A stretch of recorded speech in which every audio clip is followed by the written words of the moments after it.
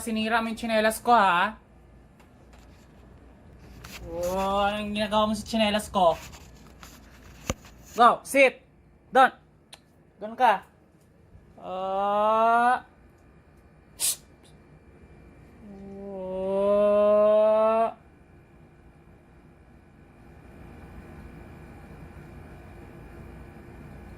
Diyan ka lang. Oh...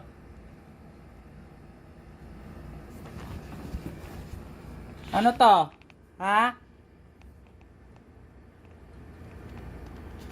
Oh... Ba't mo sinira yung tsinelas ko, ha? Oh... Set!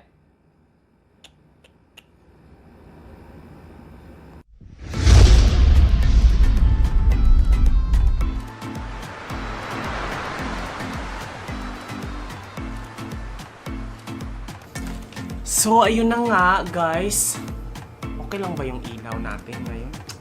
Update ko lang sa inyo dahil meron akong natanggap na package all the way from Bohol. Well, technically, yung laman dito ay galing talagang Morocco. Pasalubong to ni Inday Marie sa akin nung umuwi siya galing Morocco para sa kanyang travel. Then, umuwi siya ng Pilipinas. Hindi na siya nakadaan dito dahil na-quarantine siya ng mga 14 days and then dumiretso na siya ng Bohol. So, yung mga pasalubong niya na dapat ibigay sa akin ay dinala niya sa Bohol. Tapos ngayon lang niya pinadala sa akin through LBC from Bohol.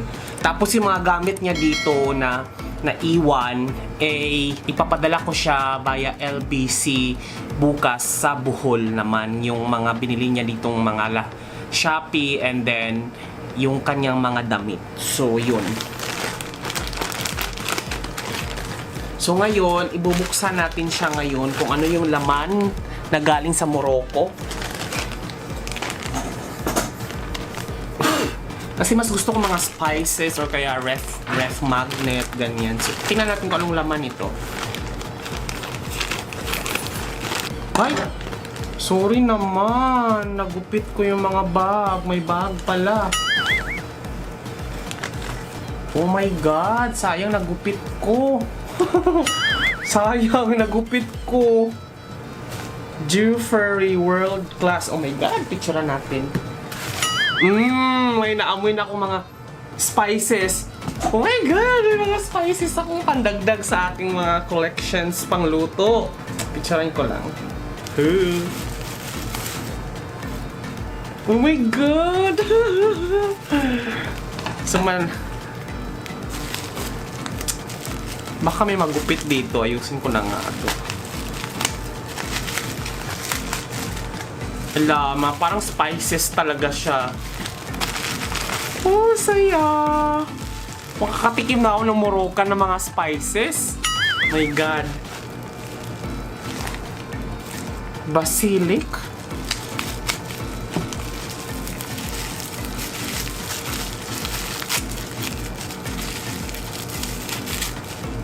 Ito ay Javana. Oh my God! Ano kayang itong, spices?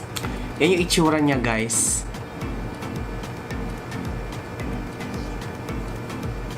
Ano kayang amoy nito? Oh my God! Paano? Saan kaya to? Javana. Javana dresses. Hindi ko alam paano basahin to. Paano kaya to? Ay, may ano pa. Ganyan pa, oh. Meron pa siyang sealed. Anong amoy nito? Para siyang herbs. Ang tapang! Oh my God! Ang lakas ng amoy nito! Oh my God! Ang bango! Sarap nito sa mga karne-karne. Ayan siya, guys, oh. I-auto na nga natin to. So, ayan yung itsura niya. Para siyang durog-durog. One. Meron pang isa dito.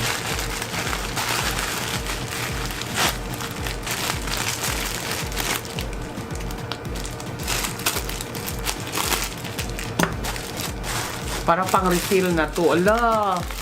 Ito ay Bosana. Oregon. Hindi ko mabasa mga bakla. Hindi ko alam kung, hindi ko maintindihan kung ano yung mga nakasulat sa likod, but these are herbs. Oh my God! Thank you, Day! Natuwa naman ako sa pasalubong mo. And syempre pa ref magnet. Maruk.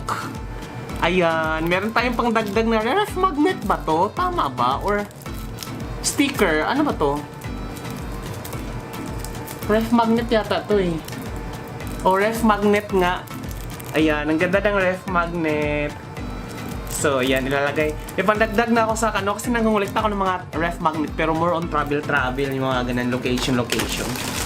Tapos ito, ang dami nito. Javana ulit, cumin powder. Oh my God! Original talaga siya. Galing Morocco. Kasi Moroccan talaga yung nakasulat. Ayan o. This is cumin powder. Ang sarap ng cumin powder. Ay! Ang bango. Tutok ako sa mga spices. At tapos isa pa, ano ba to? Javana pa rin yung brand, but this is Canel Moly. Ito ay powder. These are powder, pero mga herbs to eh. Ayan, tapos yung pangatlo ay piment dough ba ang tawag dyan? Yan, piment dough. Yan, ito yung yan siya. So, ito yung una, cumin powder. Yung cumin powder, meron na to sa Philippines eh. Pero mas iba talaga pag galing sa Morocco kasi authentic. Tapos, ito yung isa, tsaka yung isa. So, hindi ko pa alam kung paano basahin sila. But I am so happy kasi thank you so much!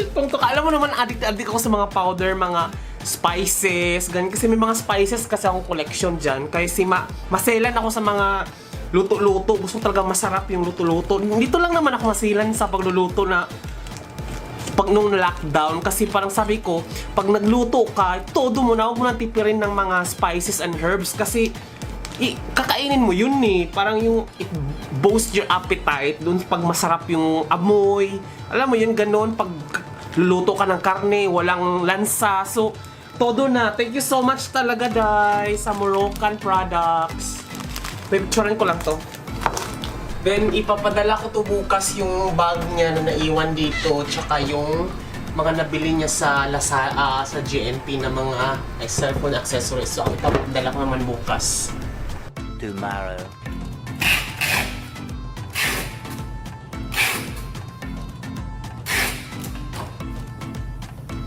Dumating na po ang aking order from Shopee, from Ruel de la Cruz. Kachat ko lang to sa Facebook na meron siyang Shopee store na member siya sa bully community sa Facebook. So, nag-post kasi siya na meron siyang binibentang choker or quintas ng mga American Bully na kulay gold. Stainless siya, gold plated, pero stainless naman.